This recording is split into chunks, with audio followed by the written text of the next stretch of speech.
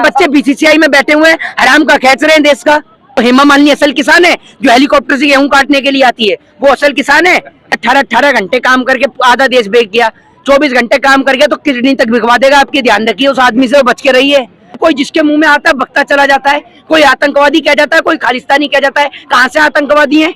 इनके बच्चे देश की हिफाजत कर रहे हैं, आप इनको आतंकवादी बताते हो। देखिए, मैं आपको बता दूं कि यहाँ पर तमाम किसान लोग आए हुए हैं, सारे किसान यूनियन, जितने भी किसान यूनियन के लोग हैं, तमाम किसान यूनियन जो भी पूरे देश भारतवर्ष में चलती हैं, तमाम किसान यूनियन के यहाँ पर लोग आए हुए हैं। और इन लोगों का मुद्दा सिर्फ कुछ ही चीजों को लेकर है कि भाई किसान को जो है उसकी फसल का सही दाम मिले। 13 महीने चले किसान आंदोलन के दौरान जितने किसानों के ऊपर मुकदमे लगे वो मुकदमे वापस हों, किसान को उनकी फसल का सही दाम मिले, एमएसपी की गारंटी मिले, यानी एमएसपी यानी न्यूनतम समर्थन मूल्य की गारंटी मिले। यही किसानों की मांग है और कोई मांग नहीं है।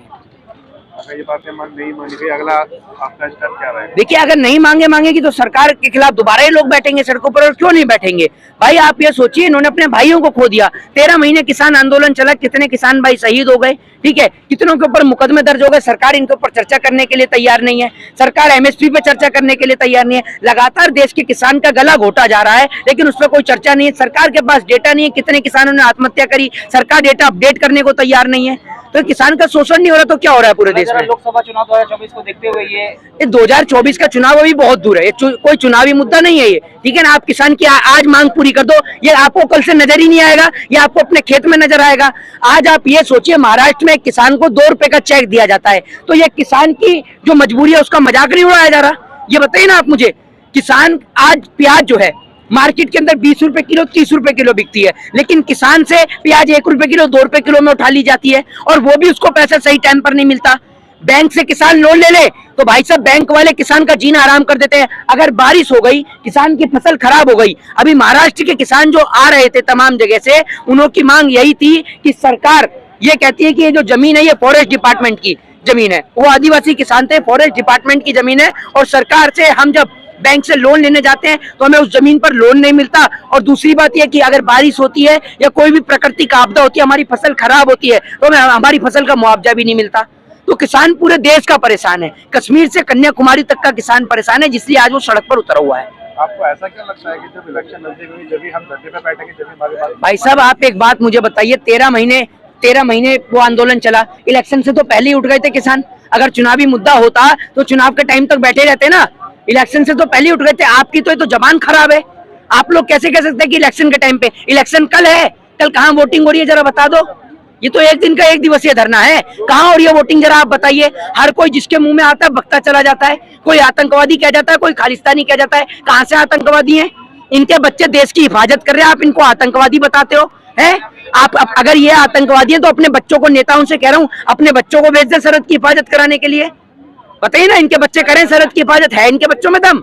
इनके बच्चे बीसीसीआई में बैठे हुए हैं, हराम का खेच रहे हैं देश का। उनका कहना है कि असल जो किसान है वो उनके साथ है। कहाँ है किसान? दिखा दो। हेमा मालिनी असल किसान है जो हेलीकॉप्टर से गेहूं काटने के लिए आती है, वो असल किसान है? बाकी सारे झूठे किसान है। हेमा मालिनी है असली किसान। उसने मुझे लगता है 10 बीघे का खेत अपने महाराष्ट्र में, उधर मुंबई के अंदर अपने घर के ऊपर उगा रखा है ना। 10 बीघे का खेत है, उसका गेहूं वहीं उगाती है, फिर हेलीकॉप्टर से काटने के लिए आती है। कैसी बेहुदा बात कर रहे हैं? दिखाओ असली किसान कौन है। सनी देओल है असली किसान है या हेमा मालिनी? मोदी जी देश को, मोदी जी किसान है। 18 घंटा काम करते हैं। अरे वो आदमी 18 घंटे काम करके आधा देश बेच गया, 24 घंटे काम कर गया तो किडनी तक भिगवा देगा आपकी। ध्यान रखिए, उस आदमी से बच के रहिए, वो ध्यान रखिए, बहुत बेचू आदमी है। पहले चाय बेची उसने, अब देश बेच रहा है। चाय भी बेच सकता है, देश भी बेच सकता है, कुछ भी कर सकता है वो आदमी।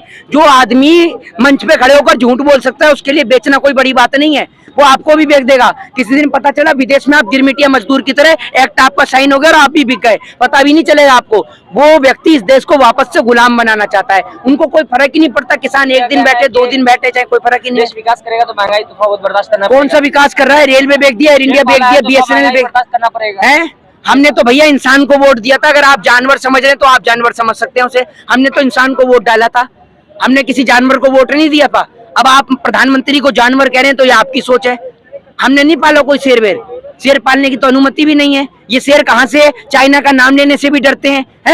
चाइना का तो नाम भी नहीं लेते, कहाँ से शेर हो गए? और जो आप ये सोचिए अपने देश की जनता को सड़क पर उतार रहा है, वो कहाँ से शेर हो गया? अभी कर्नाटक में सरकार नहीं बनी है, वहाँ भाजपा के नेता लोग का बयान आ रहा है कि अजान बंद कर दिया जाएगा, इस तरह का बयान आ रहा है। ये तो इनकी, मैं आपको बता तो रहा हूँ, हिंदू मुसलमान करेंगे और वोट बटेंगे, यही इनकी पुरानी और गंदी आदत है। हिंदू मुसलमान के नाम पर वोट लिया जाएगा। किसान यहाँ जुटाए जी। और इनके बेटे जवान जंतर मंतर पर 29 दिनों से बैठे हुए, उनके बारे में क्या कहेंगे आप? देखिए, मैं आपको बता दूं कि इनके जो बच्चे हैं यानी जवान जो हैं, लाल बहादुर शास्त्री ने देश को एक नारा दिया था, जय जवान जय किसान का नारा। आप ये सोचिए, जय जवान जय किसान वाले देश में मर भी रहा है जवान और मर भी रहा है किसान, दोनों जगह मर रहे हैं। खेत में जो है किसान मर रहा है और सरहद पे जवान मर रहा है, लेकिन सरकार इन पर कोई भी, इनके लिए कोई भी प्रावधान नहीं लेके आती है। किसान की आय ना तो दुगनी हो रही है, किसान तो पूरी तरीके से परेशान है। किसान बैंक से लोन ले ले तो बैंक वाले इनका जीना हराम कर देते हैं, इनकी जमीन के ऊपर कब्जा कर देते हैं। सरहद पर जवान को आप देख रहे हैं, 5 साल की स्कीम लाकर अग्निपथ की स्कीम की तरह उसको गुलाम बनाया जा रहा है। तो ये तो देश के लोगों को समझना चाहिए कि किसान और जवान के साथ खड़ा रहना चाहिए। मोदी जी को बुलाना है। आप कहाँ से, कौन से देश में घूम के आए हैं आप? ये देश के लोग नहीं है, विदेश से आए हुए हैं क्या? हैं?